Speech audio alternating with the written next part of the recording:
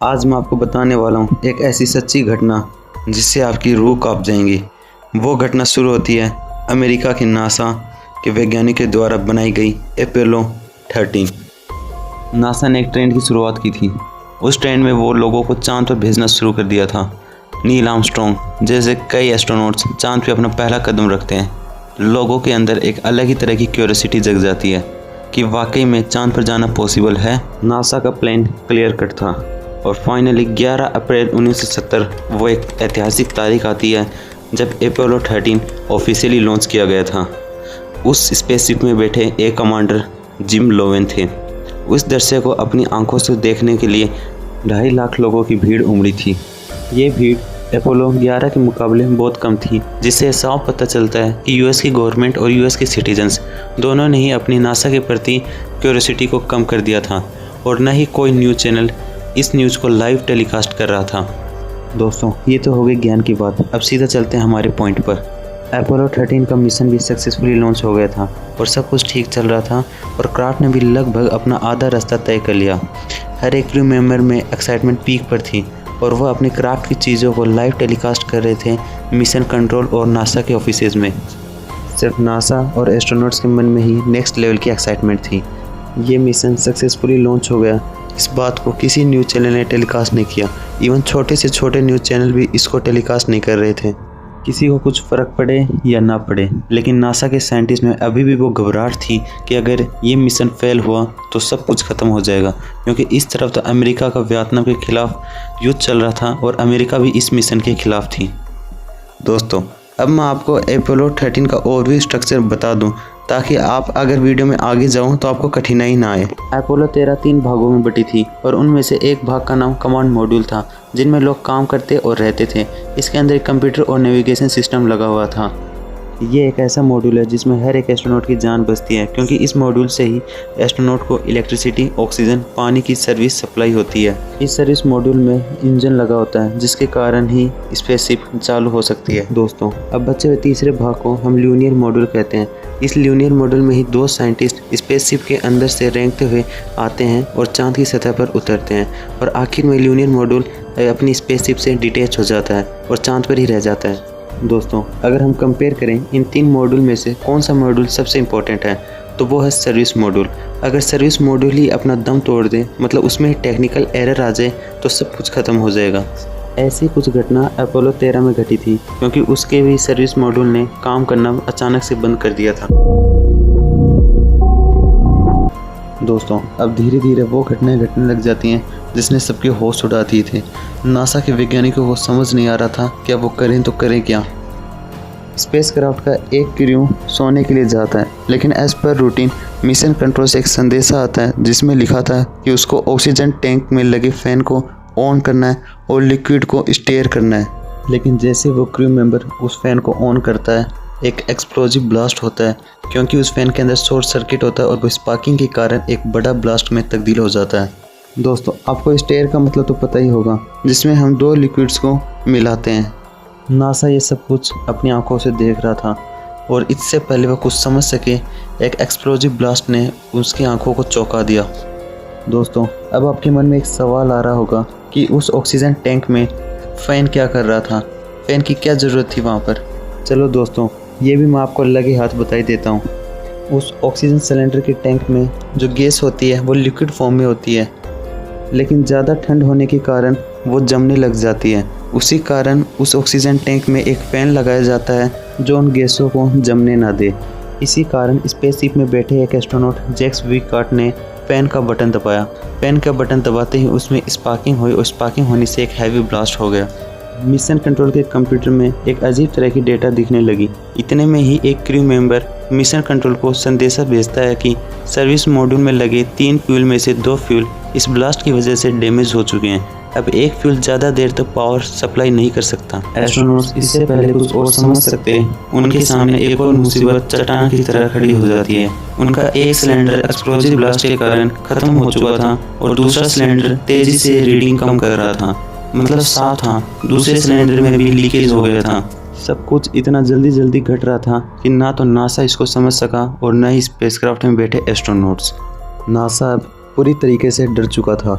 उनको अब अपनी मिशन की नहीं पड़ी थी। उनको तो बस ये डर सता रहा था कि वो एस्ट्रोनॉट्स जिंदा धरती पर आ भी पाएंगे या नहीं। एस्ट्रोनॉट्स का बचना लगभग इम्पॉसिबल हो चुका था क्योंकि उनका सर्विस मॉड्यूल पहले ब्लास्ट हो गया था। ना अब उनके पास इलेक्ट्रिसिटी है, ना ऑक्सीजन और ना ही पावर। बस अब सवाल ये उठता है, क्या वो 4 दिन तक सर्वाइव कर सकेंगे, क्योंकि स्पेस से धरती पर आने के लिए 4 दिन और लग जाएंगे उनको।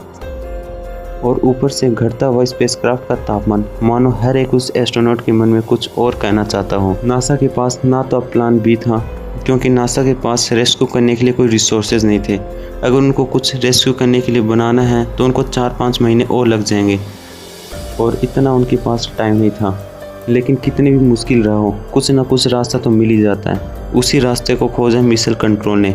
मिशन कंट्रोल ने बिना टाइम गवाते हुए क्विकली इंस्ट्रक्शंस दिए कि एस्ट्रोनॉट्स लूर मॉड्यूल में बैठ जाएं। लेकिन मैंने आपको पहले ही बताया था कि लूर मॉड्यूल में सिर्फ 2 ही इंसान बैठ सकते हैं। लेकिन अब मुसीबत आन पड़ी थी, अब तीनों को एक ही लूर मॉड्यूल के अंदर बैठना पड़ेगा। मिशन कंट्रोल ने आगे इंस्ट्रक्शंस देते हुए कहा कि जितनी भी पावर सप्लाई है उसको बंद कर दो, ताकि वो पावर सप्लाई आपको वापस धरती पर आने में काम आए। एस्ट्रोनॉट्स के पास अब ना तो कोई इलेक्ट्रिसिटी और पावर सप्लाई था, और ना ही उनके पास पीने के लिए पानी, क्योंकि पानी का स्टॉक भी लिमिटेड था और उनको 4 दिन तक सरवाइव करना था। लेकिन मिशन कंट्रोल अभी भी अपने आइडिया पर कॉन्फिडेंट नहीं था, क्योंकि अगर उन्हें धरती की तरफ अपनी स्पेसक्राफ्ट को मुड़वाया तो उन्हें सर्विस मॉड्यूल का मेन इंजन चालू करना होगा, और अगर उन्होंने मेन इंजन चालू किया तो स्पार्किंग के कारण पूरी स्पेसक्राफ्ट भी ब्लास्ट हो सकती है। इसी कारण मिशन कंट्रोल ने एक लंबा रास्ता चुना। मिशन कंट्रोल का आइडिया क्लियर कट था। उनके मुताबिक पहले तो स्पेसक्राफ्ट चांद के पीछे जाएगी और चांद की ग्रेविटी का इस्तेमाल करते हुए एक स्लिंग शॉट बनाएगी, जिसके कारण स्पेसक्राफ्ट सीधा धरती की तरफ तेज़ी से आएगी। लेकिन मिशन कंट्रोल को यह भी पूरी तरह से मालूम था कि स्पेसक्राफ्ट अपने रास्ते से पूरी तरह भटक चुका है, क्योंकि सर्विस मॉड्यूल में एक एक्सप्लोसिव ब्लास्ट हुआ था, जिसके कारण ये स्पेसक्राफ्ट अपना रास्ता भटक जाती है। इसी कारण मिशन कंट्रोल एस्ट्रोनॉट्स को एक इंस्ट्रक्शन देती है कि लूनियर मॉड्यूल का इंजन चालू कर दो। मिशन कंट्रोल के मुताबिक इस इंजन को बार बार चालू और बंद करना होगा, पर दिक्कत ये थी कि कभी भी ये इंजन इस तरह डिज़ाइन ही नहीं किया गया कि बार बार चालू और बंद हो सके। लेकिन उनकी किस्मत अच्छी थी कि लूर मॉड्यूल फर्स्ट बंद सह जाती है। स्पेसक्राफ्ट का रास्ता अब सही हो चुका था, वो अब सही दिशा में चल रही थी, और स्पेसक्राफ्ट अब उसी रफ्तार से चांद की तरफ जाने लगती है। जब भी नासा को ऐसे लगने लग जाता है कि सब कुछ उनके अंडर कंट्रोल में है, वैसे ही कई मुसीबत आकर उनके सामने चट्टान जैसी खड़ी हो जाती है। दोस्तों, आपको तो पता ही है, लूर मॉड्यूल के अंदर 2 ही जन बैठ सकते हैं, लेकिन उस मॉड्यूल के अंदर 3 जन बैठे थे, और उसी के कारण वहाँ की CO2 मात्रा लगातार बढ़ रही थी, और अगर वो ऐसे ही बढ़ती रही तो उन एस्ट्रोनॉट्स की जान कभी भी जा सकती है। लेकिन नासा ने सही गाइडेंस दिया, और लूर मॉड्यूल में लगे कैनिस्ट की वजह से जैसे तैसे कर उन एस्ट्रोनॉट्स ने CO2 का लेवल कम कर दिया था। लेकिन प्रॉब्लम्स का खेल अभी भी ख़त्म नहीं हुआ था। अभी भी कई प्रॉब्लम ऐसी थी जो उनकी जान भी ले सकती हैं। वो थी डिग्री।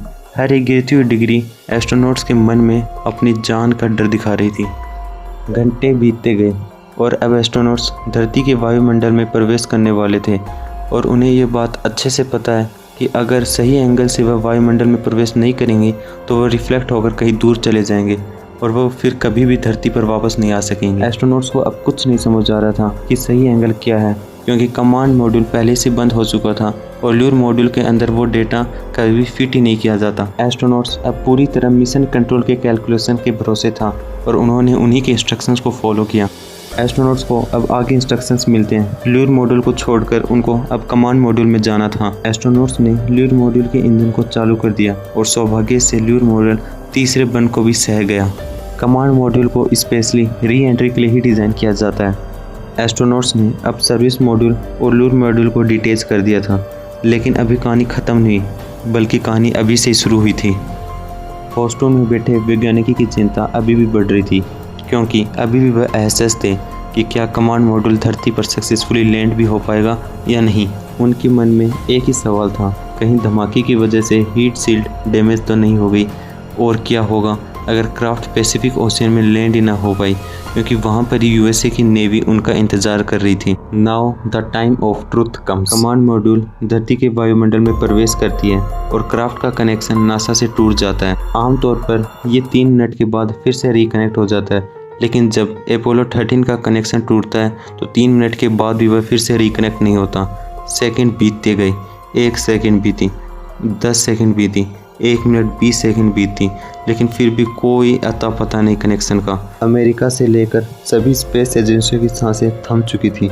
सबकी नज़रें इस कमांड मॉड्यूल में बैठे 3 एस्ट्रोनॉट्स के ऊपर थी, लेकिन सबकी दिल की धड़कनें तो तब कम हुई जब कनेक्शन लॉस्ट के 4 मिनट 27 सेकंड बाद अपोलो 13 नासा से फिर से रिकनेक्ट करती है। अब चारों ओर खुशी की लहर थी, क्योंकि तीनों एस्ट्रोनॉट्स कमांड मॉड्यूल के साथ सक्सेसफुली धरती पर लैंड हो गए थे। दोस्तों, इस मिशन को इतिहास के पन्नों में एक सक्सेसफुल फेलियर का भी दर्जा दिया गया है। दोस्तों, अगर आपको ये वीडियो थोड़ी सी भी इंटरेस्टिंग लगी हो या थोड़ी सी भी इंफॉर्मेटिव लगी हो तो प्लीज़ हमारे चैनल को लाइक, शेयर एंड सब्सक्राइब जरूर करना, ताकि हम ऐसी वीडियो आपके लिए हमेशा लाते रहें। और दोस्तों, आज के लिए इतना ही। आपका ख्याल रखना। Bye bye.